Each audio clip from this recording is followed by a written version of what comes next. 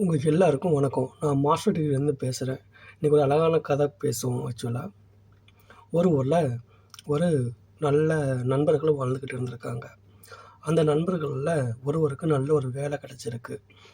அவர் என்ன பண்ணியிருக்காரு, அந்த ஊரை விட்டுட்டு வெளியூரில் போய் தங்கிட்டார். ரொம்ப வருஷம் வெளியிலே இருந்ததுனால நல்லா சம்பாரித்து நல்ல பெரிய வீடுகள்லாம் கட்டி இருந்திருக்காரு. அப்படியே காலம் போன போக்கில் அவருக்கு குழந்தைகள் எல்லாமே கிடச்சிருக்காங்க. குழந்தைகள் எல்லாம் படிக்கிறாங்க, செய்கிறாங்க, எல்லாமே இருக்காங்க. இவர் என்ன பண்ணுவார், பழைய நண்பர்களை அவங்களால விட்டு கொடுக்க முடியல.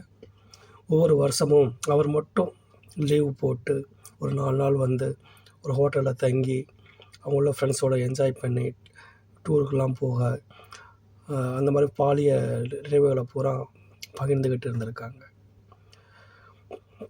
இப்படியே போய்கிட்டே இருக்கையில் ஒன் டே என்ன ஆகிருக்கு, அந்த வீட்டு குழந்தைங்க, அப்பா நானும் ஊருக்கு வரேன், பழைய வீடுகள்லாம் பார்க்கணும், எங்களையும் ஊரில் உள்ள ஆளுகளுக்கெல்லாம் சொல்லுங்கள், அவன் மக அப்படின்னு சொல்லியிருக்காங்க.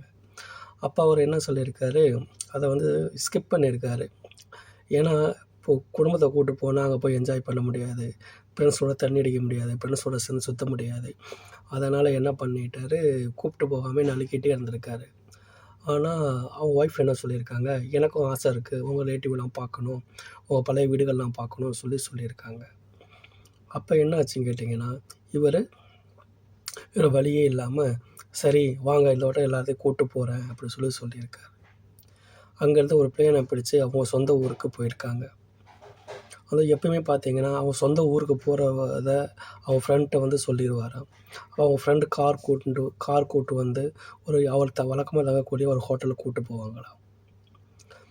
அப்போ இவங்க கேட்டிருக்காங்க, என்னங்க உங்களுக்கு இவ்வளோ நாள் ஃப்ரெண்ட்ஸ் இருக்காங்க சொல்கிறீங்க, அவங்களுக்காக பணக்களை ரொம்ப செலவு பண்ணுறீங்க, உங்களை அவங்க சொந்த வீட்டுக்கு கூட கூப்பிட்டு போகாமல் நீங்கள் ஹோட்டலில் இருந்து அவங்களுக்கு செலவு பண்ணுறீங்களா அப்படின்னு சொல்லியிருக்காங்க. அப்போ அந்த கணவன் தலையை குனிஞ்சிருக்காங்க. அப்போ தான் அவர் திங்க் பண்ணியிருக்காரு, ஃப்ரெண்டுனா ஃப்ரெண்டு தான், நம்மளுக்கு அவங்க உண்மையான உறவினர்கள் இல்லை. ஏன்னா உறவினர்களாக இருந்தால் அவங்க வீட்டுக்கு கூப்பிட்டு போய் நம்மளை என்ஜாய்மெண்ட் பண்ண விடுவாங்கள்ல, அப்படி இல்லைல்ல. நம்ம சும்மா வெளியில் தங்கியிருந்து அவங்கள போய் என்கரேஜ் பண்ணுறது நம்மளுக்கு இவ்வளோ நாள் பண்ணுறது ஒரு மடத்தனம் சொல்லி அப்போ அவர் யோசிச்சுக்கிட்டு இருந்திருக்காரு. அவங்க ஒய்ஃப் சொல்கிறத கேட்டுட்டு அப்போ ஒரு ஃப்ரெண்டு அவங்க இருக்கிற ஹோட்டலுக்கு வந்திருக்காரு. அவங்க ஒய்ஃப் அவங்கள பார்க்குற பார்வையை பார்த்துட்டு, சரி நீங்கள் ரெஸ்ட் எடுங்க, நான் இன்னொரு நாள் வரேன் சொல்லிவிட்டு கிளம்பிட்டார். இவங்க பக்கத்தில் ஒரு ஆட்டோ கால் பண்ணி பக்கத்தில் உள்ள ஊரில் உள்ள இடங்கள்லாம் சுற்றி காட்டுங்க, எங்களை பார்க்கணும் சொல்லியிருக்காங்க. அந்த இடங்கள்லாம் சுற்றி பார்த்துட்டு அவங்க வீட்டில் திரும்ப ரிட்டர்னு நல்லா களைப்பாக இருந்ததுனால நல்லா தூங்கிட்டாங்க. மறுநாள் இவர் இங்கே பக்கத்தில் வந்திருக்கிறத பார்த்து அவங்களோட தூரத்து உறவினர்கள் என்ன பண்ணியிருக்கான், கால் பண்ணி இந்த மாதிரி வாங்க எங்கள் வீட்டுக்கு வாங்க அப்படின்னு சொல்லியிருக்காங்க. அதை ஒய்ஃப்கிட்ட சொல்லவும் எல்லாமே கொண்டு போய் அந்த ஊருக்கு போய் சேர்ந்துருக்காங்க. அந்த ஊரில் அப்போ தான் அந்த பழைய இவர் சொன்னாராம், பழைய நண்பர் இவர் சொன்னாராம், இதுதான் உங்கள் சொந்த வீடு, உங்கள் உறவுக்காரங்க உங்கள் சொந்த வீடு அப்படின்னு சொல்லி அப்போ தான் அவருக்கே தெரிய வந்திருக்கு, இது நம்ம சொந்த வீடு, இது நம்மளுக்கு இருக்குது, பாட்டி இருக்குன்னு சொல்லிட்டு. அப்போ அந்த பழைய உறவினர்களோட வீட்டில் இருந்து அவங்க நல்லா என்ஜாய்மெண்ட் பண்ணிவிட்டு பழைய வீடுகளை பார்த்துட்டு போனாங்களாம்.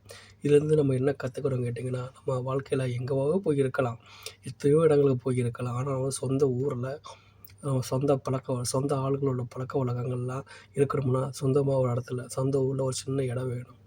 சின்ன இடம் இல்லாமல் நம்ம எங்கேயுமே போக முடியாது, செய்ய முடியாது, பங்கு முடியாது.